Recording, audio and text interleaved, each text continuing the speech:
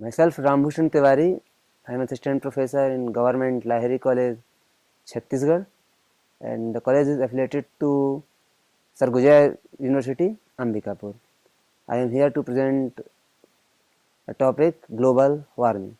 Global warming is one of the major environmental problem the Earth is facing, and the hand is showing the picture that how we can save our Earth. दरअसल जितनी भी आज के युग में environment से related समस्याएं हैं, उन समस्याओं को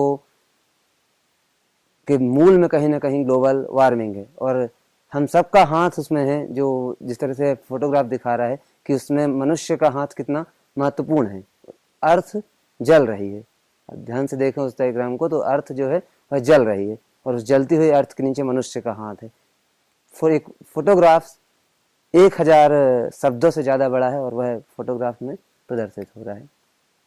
global warming refers to an increase in average global temperature. Natural events and human activities both are equally responsible for the global warming. Generally, it is associated with climatic change, but in general, climatic change is a natural phenomenon, while global warming is more or less considered as human phenomena. That means climate change is a broader concept, while the global warming is a relatively narrow concept which is related with the human activities. Global warming.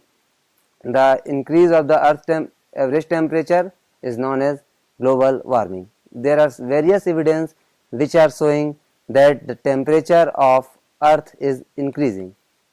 Climatic change, broader terms that refer to long-term change in climate, including average temperature and precipitation. Here, the evidence of global warming. ये जानना बहुत महत्वपूर्ण है कि वो कौन कौन से एविडेंस हैं जो शो करते हैं कि हमारी अर्थ अर्थात ग्लोब जो है वो गर्म हो रहा है। सबसे पहले डायग्राम प्रदर्शित है सामने आपके, यह शो करता है कि तापमान में वृद्धि हो रही है।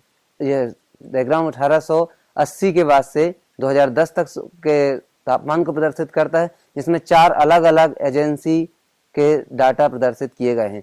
सारे डाटा एक कॉमन इंडिकेटर्स की तरफ लेके जाते हैं कि लगातार एनुअल फ्लक्चुएशन के बाद भी लगातार तापमान में वृद्धि हुई है। 1850 जिसको हम कट ऑफ ईयर मान सकते हैं इंडस्ट्रियल रिवॉल्यूशन के कारण। तो औद्योगिक क्रांति से अगर हम शुरू करते हैं और 2013 तक आते हैं, तो हर सक्सेसिव ईयर में, हर आने वाले साल में पृथ्वी के तापमान में वृद्धि हुई है। इसके 2 बहुत अच्छे प्रमाण हैं कि 1995 से 2006 के बीच के जो 12 वर्ष हैं, वे 12 वर्ष इस ग्लोब के, हमारी अर्थ के सबसे ज्यादा गर्म 12 वर्षों में से एक है।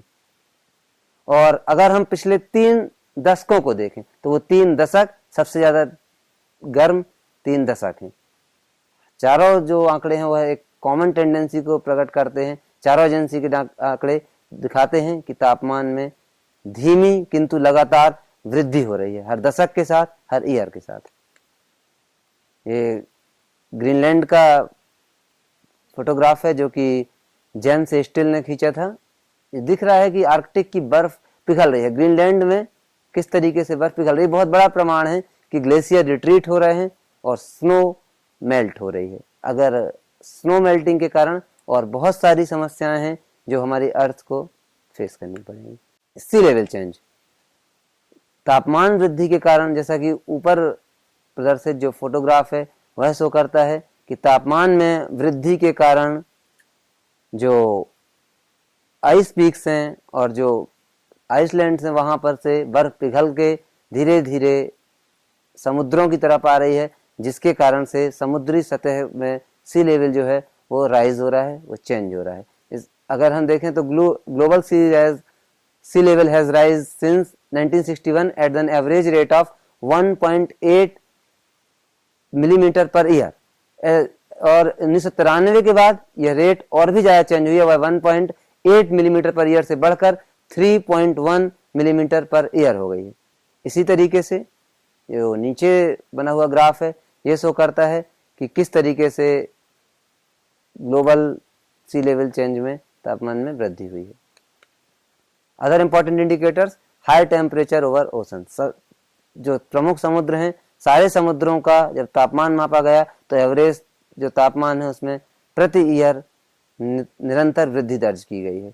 Higher near surface air temperature, temperature in the troposphere where earth weather occurs is increasing, हमारे जो पृथ्वी के जो वेदर है उसको सबसे ज्यादा प्रभाव पड़ता है ट्रोपोस्फियर का। यह ट्रोपोस्फियर का तापमान ही बेसिकली अर्थ का वेदर है, और अगर ट्रोपोस्फियर का तापमान बढ़ता है तो पूरे विश्व का प्रभाव पड़ता है, पूरे विश्व का मौसम तंत्र बदल जाएगा।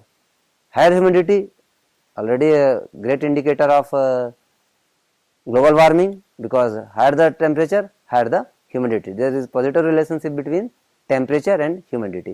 Similarly, higher sea levels because of sea peaks, ice peaks and others permanent ice shelters are decreasing. Then less sea ice, especially in Arctic. अगर आप आर्कटिक महासागर को देखते हैं तो पहले उसमें जो सी आइस थी वो बहुत ज्यादा थी, जिसमें निरंतर कमी आ रही है। यह भी इंडिकेटर है, यह बहुत बड़ा इंडिकेटर है कि ग्लोबल वार्मिंग हो रही है। कॉजेस ऑफ ग्लोबल वार्मिंग, क्या कारण हैं जिसके कारण ग्लोबल वार्मिंग हो रही है। तो अगर हम पृथ्वी को देखते हैं तो सारी पृथ्वी पर जीवन है इस फेनोमेना के कारण, जिसको कि हम बोलते हैं ग्रीन हाउस इफेक्ट। सूर्य से पृथ्वी पर किरणें पड़ती हैं जिसके कारण पृथ्वी गर्म है। ये इस तरह से किरणें आती हैं और हमारी पृथ्वी जिनके चलते गर्म है, अर्थ गर्म होती है, और ये इस तरीके से तापमान जो है वो लगातार अर्थ पे बना रहता है। लेकिन इन्हीं उसी के चलते आगे जाके एटमॉस्फेयर में ग्रीन हाउस गैसेस का कंसंट्रेशन बढ़ रहा है, मानव एक्टिविटीज बढ़ रही हैं और कंसंट्रेशन बढ़ रहा है, जिसके कारण अर्थ पर तापमान भी बढ़ रहा है। नेक्स्ट ये दिखा रहा है कि carbon dioxide, methane, nitrogen oxide, chlorofluorocarbon सारे जो हैं उनमें पर ईयर वृद्धि होती जा रही है। यह वक्र प्रदर्शित करता है कि green house gases, carbon dioxide के उत्सर्जन में निरंतर वृद्धि हुई है और वह वृद्धि लगातार जारी है, जो कि इंडस्ट्रियल रिवॉल्यूशन के बाद बहुत फास्ट है। यह विभिन्न गतिविधियां हैं जैसे industrial production, transportation and power station all are contributing significantly in increasing greenhouse gases like carbon dioxide, methane and nitrogen oxide.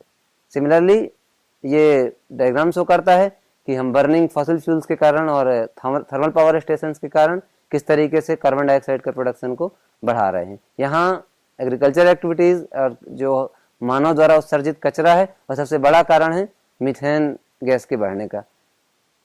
वही हम जो मांस भक्षण करते हैं या खेती करते हैं उसके कारण भी नाइट्रस ऑक्साइड जो है वह बढ़ती है। हम कैसे अपनी अर्थ को बचा सकते हैं? सबसे बड़ा कारण इसका प्रभाव यह कॉन्सिक्वेंसेस ये है कि पोलर बियर के लिए जब बर्फ पिघल रही है तो पोलर बियर का आवास खत्म हो रहा है, सी लेवल राइज हो रहा है। यहाँ पर दिख रहा है कि कोरल रीफ जो है वो बीमारी से ग्रसित होकर खत्म हो रहे हैं। जो इंटेंसिटी है ट्रॉपिकल साइक्लोन्स की वो लगातार बढ़ती जा रही है। जो मनुष्य है उसके लिए बहुत जरूरी है फूड, उस फूड सप्लाई की में लगातार डिसरप्शन हो रहा है, उसकी कमी हो रही है। विश्व में जो मौसम परिवर्तन है उसकी दर बहुत फास्ट हो रही है, बहुत तेजी से हो रहा है। तब हमको क्या करना है? Stop global warming. कैसे? हमने अर्थ की तरफ आप डायग्राम दिख रहा है कि मनुष्य के कलेक्टिव एफर्ट्स, हर आदमी मिलकर प्रयास करे तो हम सारे मनुष्य जो हैं वह अर्थ को बचा सकते हैं। Reduce, reuse and recycle, this is mantra of to stop global warming. हम कंजम्पशन हैबिट्स चेंज करें, सबसे महत्वपूर्ण है कि हम सारे लोग मिलकर अपनी कंजम्पशन हैबिट्स को चेंज करें। पब्लिक ट्रांसपोर्ट को यूज करें, CFL यूज करें, साइकिल से चलें, और SOS इमरजेंसी सिग्नल है, अगर हम नहीं करेंगे तो अर्थ खतरे में है, हमारी धरती, हमारी पृथ्वी खतरे में है। पेड़ लगाएं, सबसे अच्छा उपाय है। Thank you.